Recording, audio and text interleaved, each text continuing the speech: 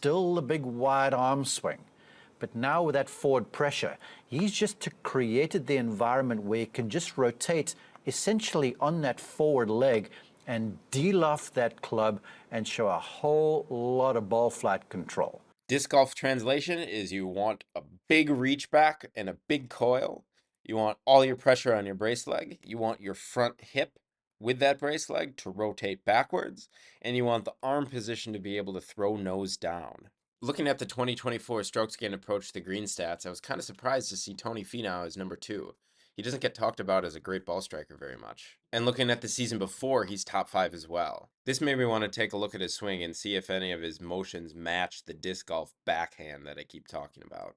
To do this, I'm going to go through the Tony Finau swing theory video that the PGA Tour put out, where Mark Immelman shows a few different swings from Finau, drivers and irons from behind and from face on, and gives a few points on what he sees that Finau is doing that makes him a great ball striker. What I hope you get out of this is that Finau does have a lot of motions in his swing that match what would be considered a pretty good backhand disc golf throwing motion. Also that Immelman notes some of these correctly, which is pretty exciting to see, but also that he gets a few interpretations incorrect. And because of this, there's a big opportunity and clear path for improvement of your swing with a club if you match what the disc golf backhand throwing motion does. It turns out there's a ton to talk about, so I'm going to split this video into 2 parts. And this one's going to be about the lower body. Watch how the body is lowering. Look at how the pressure is moving down and forward. Look at how the upper body is really covering the golf ball. How you look like he's putting downward forward pressure all the way onto this leg. But now with that forward pressure, he's just created the environment where he can just rotate essentially on that forward leg. So as he starts down, pressure's forward, not a big slide. Look how stable the body is. But what about the knees? Now here comes the magic move. See those knees underneath him? Well, the forward knee posts up, the right knee stabilizes. Look at all that stored up energy. So recapping, pressure moves down to the front leg, rotating on that front leg with the arrows on the hip, not a big slide forward, knees lead, and front knee posts up and back knee stabilizes. Let's go to the disc golf videos and see what we can get from them. All right, first up is Leon with the video aptly titled How to Throw with the Hips, and in parentheses, more distance and accuracy. The right way to throw with the hips is after you hit the ground with your front foot, after you run up, so like so, you want to bring the right part of your hip back this way. That way you're really going to see a lot of pros do this, or most pros do this. When they hit the ground and they turn, they're almost in like a straight leg position. That's not because they actively do this motion right here. It's because they're actively pushing their right hip back. And what that's going to do is you're going to push yourself into the ground like this, and it's going to push your hip back, and it's going to be super fast. So Leon says you want to push into the ground with your front leg, called the brace. You want that front hip to rotate backwards, and that's exactly what Immelman said that Finau is doing. Leon also says that your leg straightens up, not because you are straightening your knee, but because with the hip going back and your foot planted in the ground, there's more room. And that's why that front knee extends. Immelman says that the forward knee posts up. And I don't know if he means it posts up because the knee is being active in creating that post, or if from the arrows that he showed on the hip, that the post is being created from that rotation. But this just causes a lot of confusion. And I have to show Leon's throwing motion because this is one of the best that you can watch.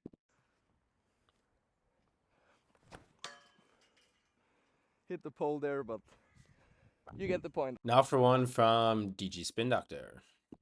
Now, when I want to throw, I do it with pushing the right side down and away so that the left side can come through.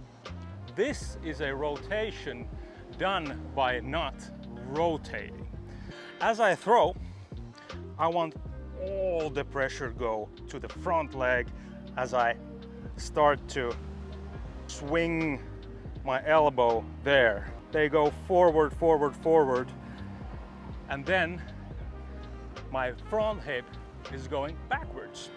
Same things from him, pushing down on the front side, drive down on that leg, and the front hip goes backwards. Last one for this topic is some baseball. Bet you didn't think it was going to be about pitching. Yeah, so with the lead leg block, it's like your hips kind of coming back, right? Yeah, so like that's my biggest thing with guys that throw harder than everyone else. The biggest commonality I see is like this front hip, like there's a point in which it actually goes backwards. Yeah. And that's like all forward energy. The thing about the crash dummies, you know, in a car, hitting a brick wall, right? Like those guys are freaking flying. It's the same thing. Like we're blocking all forward energy to send up. And then that's when this mechanism happened. That mechanism is not going to happen. And a lot of kids will try to force it because it looks visually good. But they're forcing just knee extension. First thing you'll notice how he's referring to that lead leg as a block rather than a brace, which is what they have in disc golf. But it's the same thing. Plant the front foot in the front leg and that front hip goes backwards and the extension happens because of that hip going backwards. And he mentions too with kids trying to extend it because it looks cool. We're not extending the knee. That is what happens when you brace correctly. Gonna go back to the Finau swing theory video right now so you can see again what Immelman is talking about, and hopefully watching those videos from disc golf and pitching, you can see the similarities. Watch how the body is lowering. Look at how the pressure is moving down and forward. How you look like he's putting downward forward pressure all the way onto this leg. But now with that forward pressure, he's just created the environment where he can just rotate essentially on that forward leg. You need this move for a disc golf backhand. You need this move for pitching. You don't need it for a golf swing. But what that means is there's a huge advantage if you can learn to do it. Second thing I'm going to talk about from the video is when Immelman talks about Finau's quiet feet. Let's count how many times he mentions them. Watch the quiet feet and watch his magic move. Very quiet in the feet. Look at those feet. A lot of folks will use the ground. Tony just plugs into the ground and slings that golf club around him. Watch the quiet feet. And look how quiet those feet are. Only 5 quiet feet count. I guess that's not too many. In my Finau swing investigation, I found a video of his highlights from around at Torrey Pines North. His tee shot on 14. Let's take a look at his quiet feet. Whoa, he slipped. Usually you hit it left. It started straight. It is drawing. It's fine. Right there is pitch mark. Foot didn't seem that quiet to me. Let's see what Disc Golf World has to say about it. If you've watched disc golf videos, I'm sure you know that that back foot slides back all the way. But it's a little bit more subtle. And so what I'm going to do is I'm going to start with Leon, and he'll talk about what he feels his back, leg, and hip are doing in the throwing motion. Now the left part of the hip doesn't have to move at all when you do this. You're in your position, and watch my left hip. When I push, it's almost staying in place. So here's how that should look.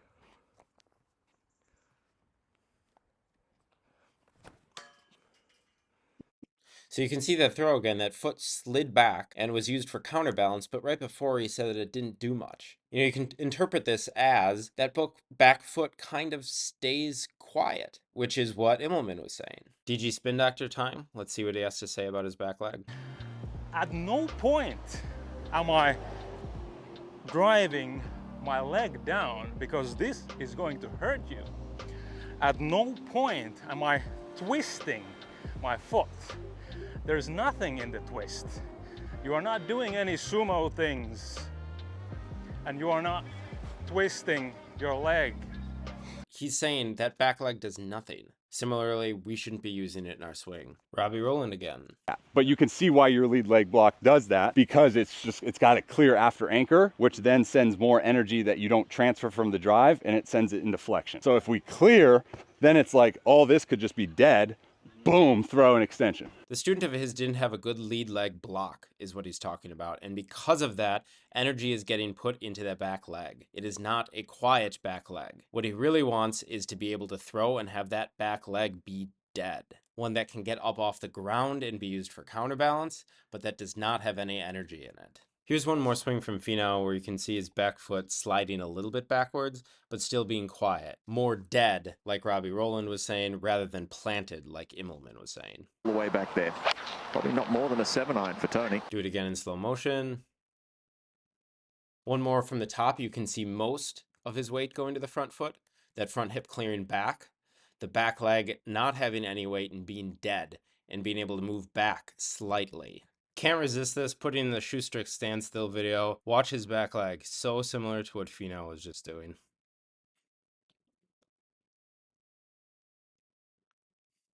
Slides back, rotates in, pops up.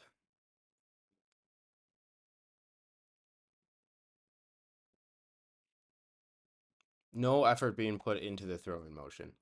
Again, here's Finau. Back, legs hit, pops up. Takeaways. Get that weight to that front foot and brace with it. How you look like he's putting downward forward pressure all the way onto this leg. Number 2, front hip goes backwards, and that's the rotation. He's just created the environment where he can just rotate essentially on that forward leg. These 2 points are pretty much what Leon says. I'm really just trying to hit the ground, get my right hip back, and that's everything I'm trying to do.